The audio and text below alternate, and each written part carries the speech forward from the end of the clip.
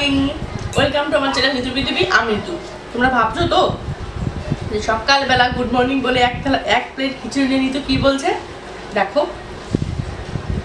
বাঙালির কাছে, বাঙালি বললাম, হ্যাঁ আমাদের সবার কাছে আর কি, খিচুড়ি খিচুড়ি হচ্ছে একটা এমন ডিশ, এর কোনো টাইম নেই। সকালে, দুপুরে, রাত্রে এটাই খিচুড়িটা চলতেই পারে।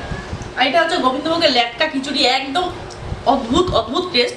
আর সকালে এর থেকে হেলদি ব্রেকফাস্ট আর কী হতে পারে? যদিও আমরা এভরিডে মোটেই সব ভারী কিছু খাই না, রুটি রুটি খাওয়া হয় মেনলি, রুটি মুড়ি ছাতু এইসব।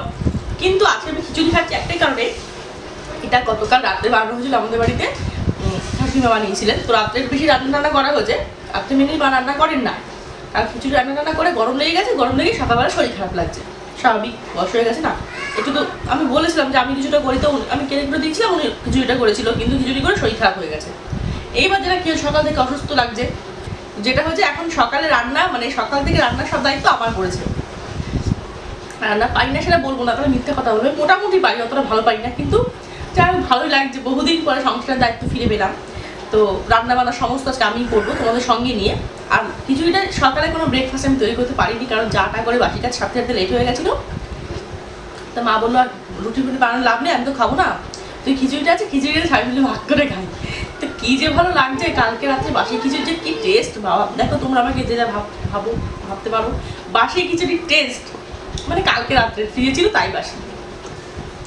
অসাম অসাম, কোনো মশলা বিশেষ কিছু দেওয়া নেই, একদম গোবিন্দভোগ চাল, মুগ ডাল, লেটকা খিচুড়ি। কয়েকটা জিনিস আছে যেগুলো বাসি খেলেই টেস্ট হয়, খিচুড়ি, পায়েস, পিঠা, এগুলো। তো আমি তাদের করে খেয়ে নিয়ে তোমাদের সঙ্গে নিয়ে আসবি, আমার সারাদিনের কাজকর্ম দেখাবো, একদম টিপিক্যাল, একদম ব্লগ যেটা হয়, অ্যাকচুয়ালি ব্লগ, তোমাদেরকে সেটাই দেখাবো। চলো তাদের করে খেয়ে নিই। হ্যাঁ দেখো, আজকে আমার শরীরটা ভালো লাগছে না, তো ঋতু বাটা মাছ এনেছে, বলছি সুন্দর করে মাছের ঝোলটা তুই কর, আজকে আমার ভালো লাগছে না তো।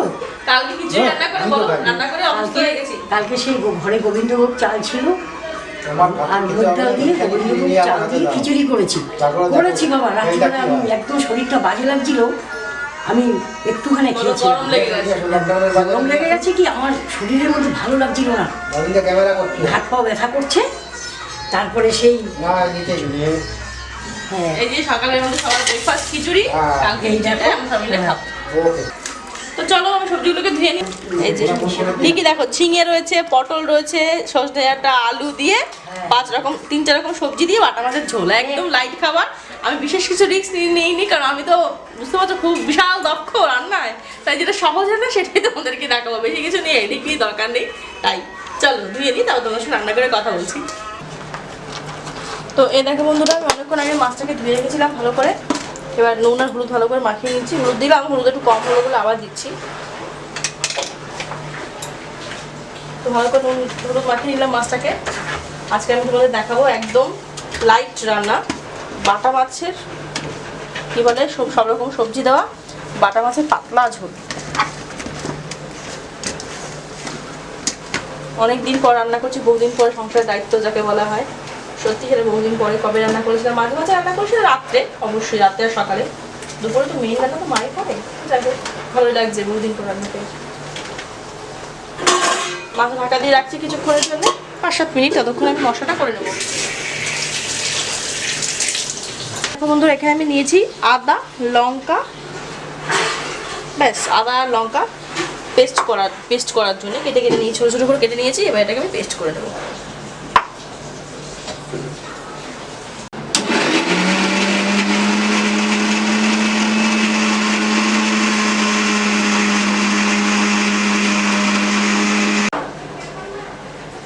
একটু হবে। তো দেখো মশলা তো করে নেওয়া হয়ে গেল আমার, এবার আমি একে একে মাছগুলো ভাজা বসিয়ে দেবো। নিয়ে নিয়েছি,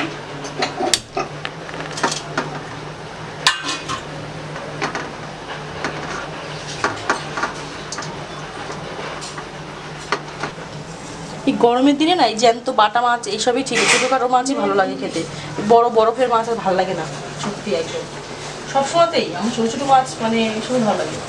তো সামুদ্রিক মাছ খুব ভালোবাসি, আল মাছ, লোটে মাছ। আমি লোটে মাছ আগে কখনো খেতাম না, কিন্তু বিয়ের পরে এবার হাসপাতাল বলছে খা, একবার খেয়ে দেখ, হেব্বি খেতে। তো আমার ঘেন না কেমন লাগতো দেখি, কেমন লাগতো, মানে খেতাম না। তো খেয়ে দেখি এত টেস্টি, তারপর তো মানে মুখে লেগে আছে। তো চলো, কড়াইতে গরম হয়ে গেছে, তেলটা দিয়ে দিই।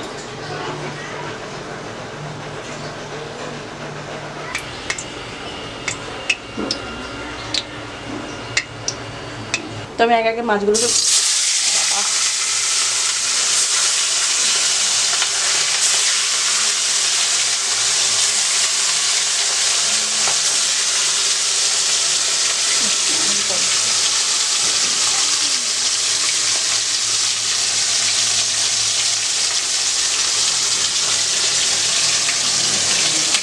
মাছগুলোকে ভেজে নিয়ে ছিটকাচ্ছে, পরে এবার কথা বলছি, দাও।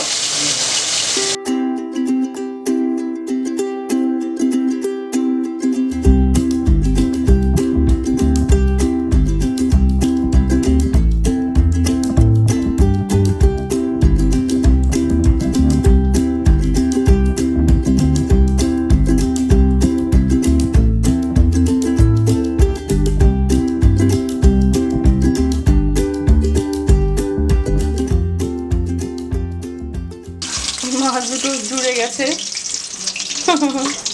দেখো অবস্থা। এই মাছটা একটু ফ্রাই করতে হবে, কারণ এটা মহারাজের মাছ, আমার মহারাজ একটু ফ্রাই ছাড়া খান না। আমার আবার সব কিছু মানে একটু ডিপ ফ্রাইড হলে পছন্দ করে, যেটা আমার একদম ভালো লাগে। আমার মাছের ঝোলে নর্মাল হালকা ফ্রাই ভালো লাগে, আমার বেশি ফ্রাই ভালো লাগে।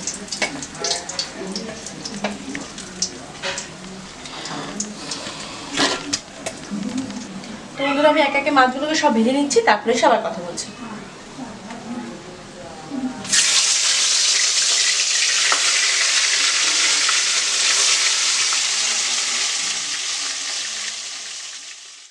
তো এই দেখো, আমার সমস্ত মাছগুলোকে ভেজে নেওয়া হয়েছে। এবার যেটা করব, দেখো, মাছের তেলের মধ্যেই আমি দিয়ে দিলাম একটা তেজপাতা, আর দিয়ে দিলাম একটু জিরে ফোড়নে। অনেকেই এই মাছে পেঁয়াজ রসুন দেয়, কিন্তু আমরা দিই না, আমাদের মানে সিম্পল পছন্দ, তাই।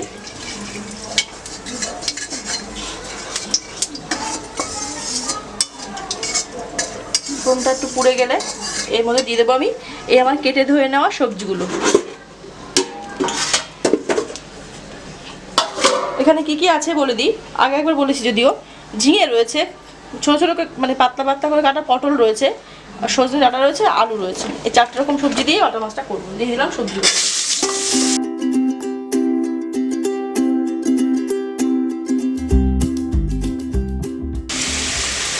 নুন,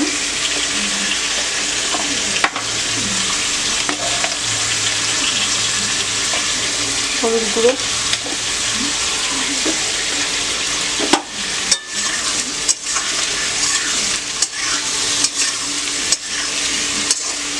সবজিগুলোকে কিছুক্ষণের জন্য সাঁতলে নিতে হবে।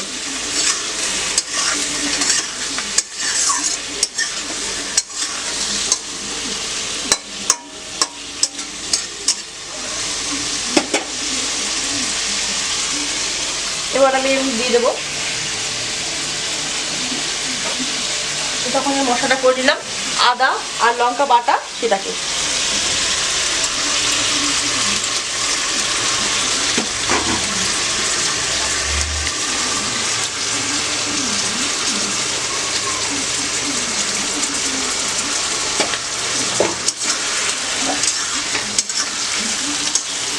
এই মশলা দিয়ে সবজিগুলোর সঙ্গে ভালো মতো কষিয়ে নেব।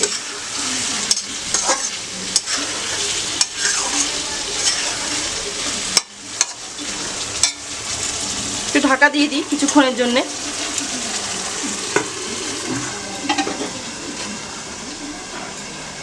5 মিনিট পরে এসে কথা বলছি।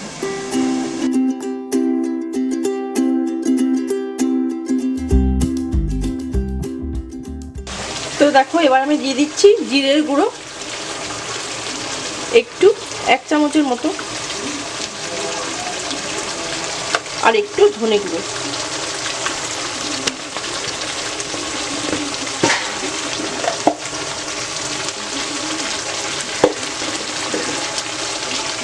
দিয়ে দিচ্ছি ধনে গুঁড়ো।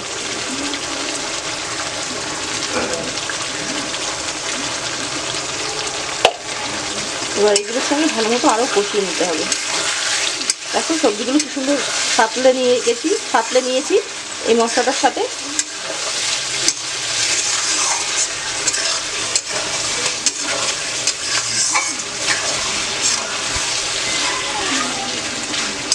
আর একটু সাঁতলানোর পরে দিয়ে দেবো ঝোল।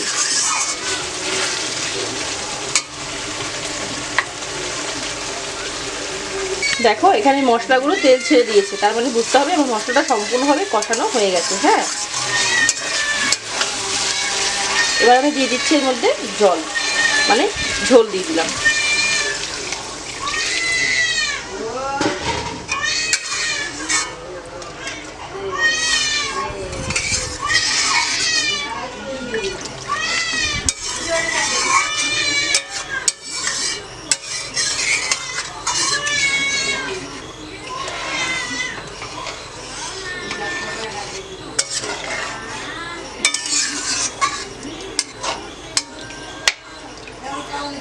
এবার এটাকে কিছুক্ষণ ধরে ফুটতে দিতে হবে।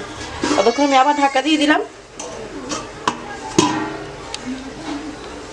তো এই দেখো আমার মাছের ঝোল একেবারে টকবক করে ফুটছে। এবার আমি এর মধ্যে একে একে দিয়ে দেবো ভেজে নেওয়া এই যে ভেজে নেওয়া মাছগুলোকে। হ্যাঁ,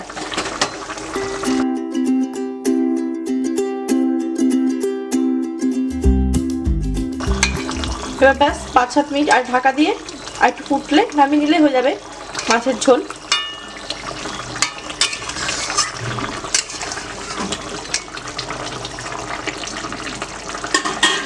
এভাবে দিয়ে আমি আর একটু ঢাকা দিয়ে দিলাম।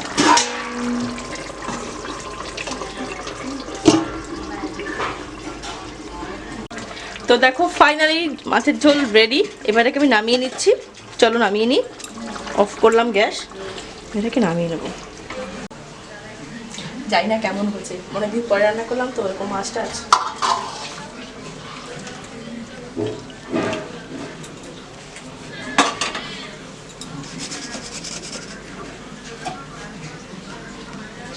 তবে এই রান্নাটা আমার মায়ের থেকে শেখা। আমার মা এরকম সব রকম সবজি দিয়ে মাছ রান্না করে।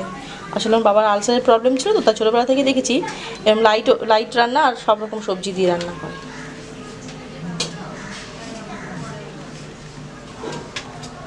ভালো লাগছে বলো, তাই না? আবার তো দেখো আমার এখন অনেকগুলো কাজ রয়েছে। পটল ভাজা করতে হবে। আজকে মেনু কি সেটাই বলতে ভুলে গেছি।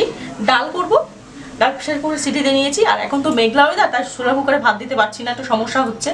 মেঘলা ওয়েদার হলে ভাত ভালো হয় না, রোদ্দুর লাগে কটকটে। যাই হোক, এখন তো সেটা নেই। তো ভাতটা চাল ভিজিয়ে দিয়েছি, ডাল করব এটা আর পটল ভাজা, ব্যাস। তাহলে বাদ বাকি আমি রান্না দেখাচ্ছি না, কারণ তাহলে ভিডিওটা অনেক বড় হয়ে যাবে।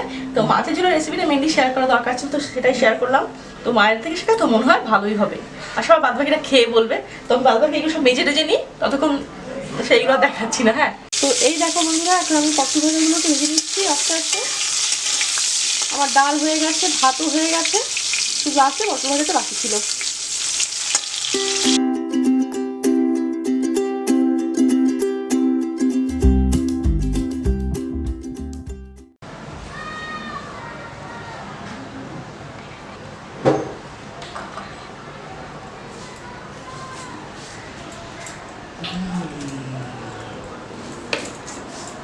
তো বন্ধুরা দেখো আমি দুপুরে লাঞ্চ সমস্ত রেডি করেছি। তো এখন আমি কাটছি গন্ধরাজ লেবু, যেটা ডালের সঙ্গে গরমকালে খুব ভালো লাগে। এই যে লেবু কাটা কমপ্লিট, ঢাকা দিয়ে রাখবো সব কিছু। তো এখন আমার বাসন টাসন মাজা সব হয়ে গেছে। এবার লাঞ্চটা কী বলি, কী আজকে আমাদের মেনু হয়েছে। বাটা মাছের ঝোল, যেটা প্রথমেই দেখালাম রেসিপিটা, বাটা মাছের সবজি দেওয়া ঝোল, পটল ভাজা, ডাল করেছি একটু অল্প করে, কারণ ডাল বেশি কত খাবে না এখন। আর এইখানে প্রেশার কুকারে ভাত রয়েছে আজকে, কারণ যেহেতু ওই যে বললাম দুধটা কম, তাই সোলা কুকারে ভাত দেওয়া হয়নি, তাই প্রেশার কুকারে করে নিচ্ছি। আর শেষ পাতা রয়েছে ঘরে পাতা টক দই আর এই যে শশা, ব্যাস ডান। আজকে এই হচ্ছে আমাদের লাঞ্চ, যেটা আমি আজকে অ্যারেঞ্জ করেছি। তো একটা কথাই বলবো, গরমে রান্না করে এসেছি তো একটু মানে অস্বস্তি হচ্ছে। অনেকদিন তো করা হয় না, তাই আর কিছু না। কিন্তু সকাল বিকেলে একটু অভ্যাস ছিল, বাট পুরোটা সবটা কমপ্লিট করা আমার অভ্যাস নেই। তো আচাদের শেখে নেওয়া উচিত বা শেখা উচিত। আর একটা কথা বলি, যারা আমরা রান্না করি তারা তো জানি, আর যারা করি না অনেক সময় দেখা যায় যে ভালো রান্না খুব গুণ বিচার করতে বসে যাওয়া হয়, ভালো হয়নি, খারাপ হয়েছে কি, তাদের আমি বলবো গরমের পাশে দাঁড়িয়ে যেসব মা এসব মানুষ চিরকাল রান্না করে এসছেন তাদেরকে স্যালুট। কারণ গরমের পাশে দাঁড়িয়ে মাথা ঠান্ডা করে রান্না করাটাও একটা বিশাল বড় দক্ষতার পরিচয়। এটা সবাই চট করে পারে না। আমি অ্যাটলিস্ট ভালোভাবে পারি না, এখনও ভালোভাবে পেরে উঠতে পারিনি। আর যদি স্বীকার করতে আমার একটু লজ্জা নেই। আমি সবাই শিখছি, এখনও শিখছি অনেক, 2 মাস থেকে অনেক কিছু শেখার আছে। তো তাদের রান্নার গুরুত্ব তো আমরা সবাই দিও। চট করে রান্নার গুণ বিচার নিয়ে কেউ কিছু বলো না, কারণ যে দিকে রান্না করে একটু যদি ভুল খামতি হয় তো তাদের শুনলে খুব কষ্ট হয়। তো যাই হোক, তো আজকে এই ছিল আমার ভিডিও। আমি আর ভিডিওটা বেশি করে বাড়াচ্ছি না। তো সবাইকে টাটা, দেখা হচ্ছে খুব শীঘ্রই পরের ভিডিওতে। যদি আজকে আমার ভিডিও ভালো লেগে থাকে তো অবশ্যই লাইক, কমেন্ট আর শেয়ার করো। খুব ভালো লাগলে অবশ্যই সাবস্ক্রাইব করো। সাবস্ক্রাইব করলে আমার ভিডিও সবার আগে তোমার কাছে পৌঁছে যাবে। আর আমার নতুন দুটো চ্যানেলের লিঙ্ক ডিসক্রিপশন বক্সে দেওয়া রয়েছে, তোমরা চাইলে সেখানে অবশ্যই ভিজিট করতে পারো। সেখানে তোমার নতুন নতুন রান্নার রেসিপি পাবে, আর পাবে গাছ। আমাদের বিশ্বে, আমাদের ভারতবর্ষের বিভিন্ন রকম ঔষধিমূলক গাছের সম্পর্কে জানতে পারবে। তো যাই হোক, সবাইকে টাটা, দেখা হচ্ছে খুব শিগগিরই। ভালো থাকো।